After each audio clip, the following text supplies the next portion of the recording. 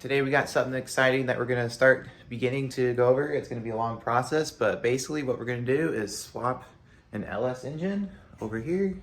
It's an LM7 Gen 3 into this tiny little engine bay.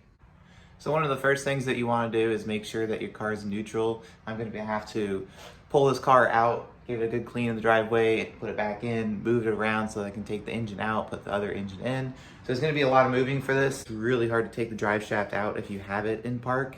You're not able to rotate the drive shaft around to get to the top bolts that unhook the drive shaft. But what I've already done is taken off the side fenders, the bumper right here, and the headlights. I've also gotten started by taking away the battery back here. I loosened up the fuse box, and that's basically all I've done. The next step is going to be unhooking more connectors and then going ahead and draining the radiator and pulling that out so I have more room to work with. So I just removed the timing cover and the other plastic cover that goes over these wires so I can remove this harness. Another tip that I want to go over is make sure that you guys don't lose any bolts, because I've had that in past problems.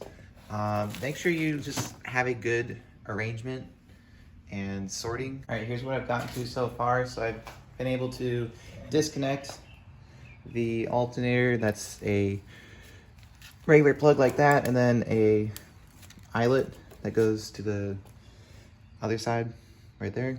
And then I've taken the parts that are blocking the valve covers off, including the throttle body. Make sure you have a good set of hose pullers. These are super useful. The next thing I've done is started taking off the harness and wiring stuff that's over in this corner of the driver's side. There's a couple bolts holding this down, two of them holding this one down, and then there's a bunch of clips holding the entire harness, but now it's wiggly and loose. Another thing that was holding it up was the washer fluid tank, so I took that one out. That was just a couple bolts. Now we're holding it right here, one back there, and then one over there.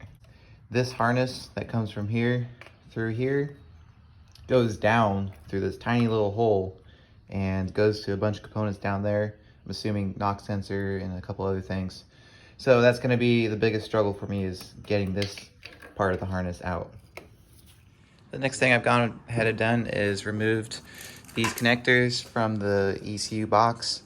It basically comes in right here, and once you disconnect all of these, there's one underneath here, and then these three, then you can just pull the little slide connection out. That's what it looks like, and it's free. So now I don't have to worry about disconnecting the entire harness. I can just pull it with the engine and it'll be good.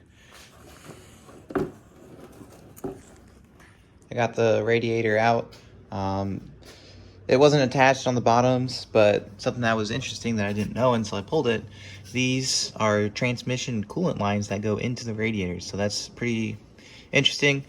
I'm gonna have to probably plug those off or route these to the new 4L60 transmission. Next thing on my agenda is to get the radiator out of the car. I've gone ahead and removed the bottom pipe that holds that goes to the engine block. I've removed that so it's drained into the bucket, and then I will do the same for the top.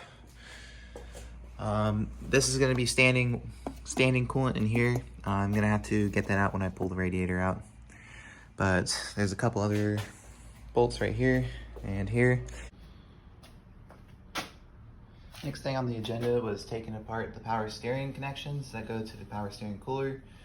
So that was just that one right there that goes to the canister, and then there's one that I've already pushed back up here that goes all the way to the rack. Another thing is the connections that go out to the front of the grill. Basically, this is the power steering cooler. It's just a big long tube, but it's mounted on the front like that, and there's just a couple easy to access bolts across the way, and it's out. The next thing I have to get off is the exhaust header. Basically, it's just a bunch of 14 mil bolts. It's pretty straightforward to get to. The one that's a little tricky is in the back, but still you can get it if you get lucky with a breaker bar, but it's apply enough torque. Something that's making this super useful is this tool that reaches down into tight corners but still allows me to use an impact gun. Super useful. Another thing to note is there's a grounding strap right there. It prevents electrolysis of the coolant inside and helps ground the block for the spark plugs and other accessories. So just make sure that you remove that first prior to pulling. It's just 14 mil. Once we got the header unbolted, we can go ahead and start disconnecting the exhaust. There's gonna be a connection right there. Connection right there, and then one back there, and then 2 pipe hangers as well. First thing I'm gonna have to do is get the O2 sensor off. If you don't have the right O2 socket, one with the slot on the side, then you just do this. Get some leverage going on with the jack. It works surprisingly well. I managed to get loose just by doing this. Pretty good leverage. So I ended up cutting my exhaust. Those bolts were basically non-existent anymore. They're just bumps of rust. So I cut it. I can't get the manifold out now because it's so long, so I'm just gonna pull it out when I pull the engine. The next thing I'm gonna have to do is work on the drive shaft.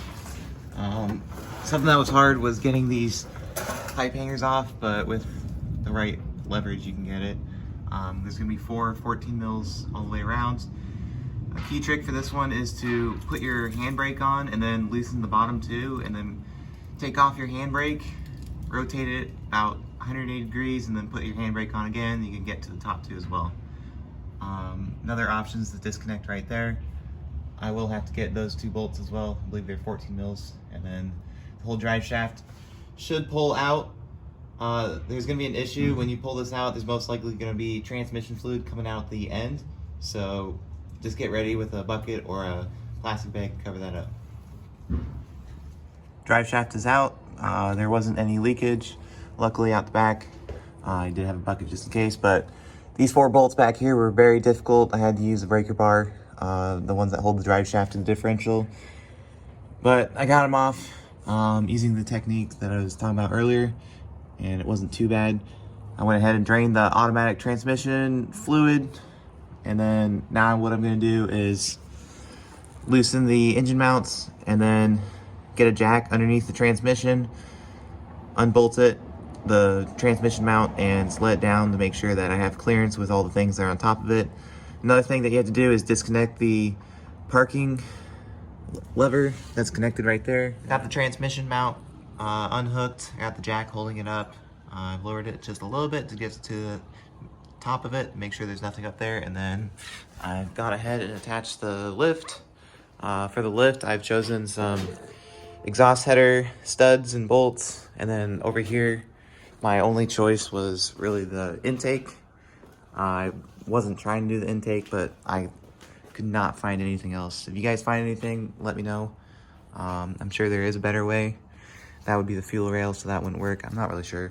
But back here, on the GE version, they supply 1 hook.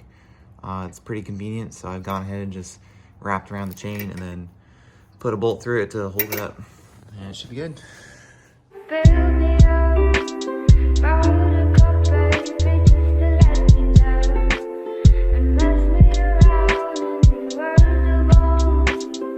Alright, so I got the engine out.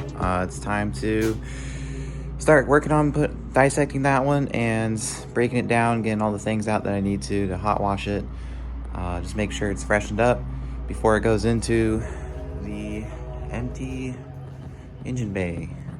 Something that's going to be an issue is the transmission bell housing for the 2JZ transmission is way smaller than the 4L60E over here, so I'm going to have to do some pretty extensive modifications via hammer.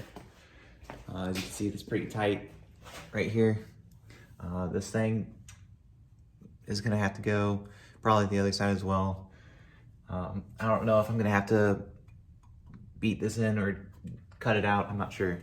Something else that I want to talk about is the things that I had to unhook while I was pulling the engine that I didn't notice before, so I'll just cover them real quick. Fuel line, it's a returnless system, but still I completely forgot about it, so it was getting a little tight. I had to back it out a little bit and then unhook that. It's pretty easy to do though. From the bottom, I had to use pretty long extensions, but Another thing that got hung up was a power steering line. I believe it was this one right here. I just forgot to do that one. And then there's a couple connections for your harness that go along the firewall in the back. Once you get the engine pulled a little bit closer to you, it's no big deal. You can just unhook them back there. Also, there's a ground connection right there. Don't forget that one. A very small ground that goes to the transmission way down there. So you're gonna have to see that from underneath and use a 10 mil to take that one off. But pretty straightforward. It didn't take me too long to do. Now we're gonna start getting ready to prep the LS and put it into this small engine bay. Thanks for watching.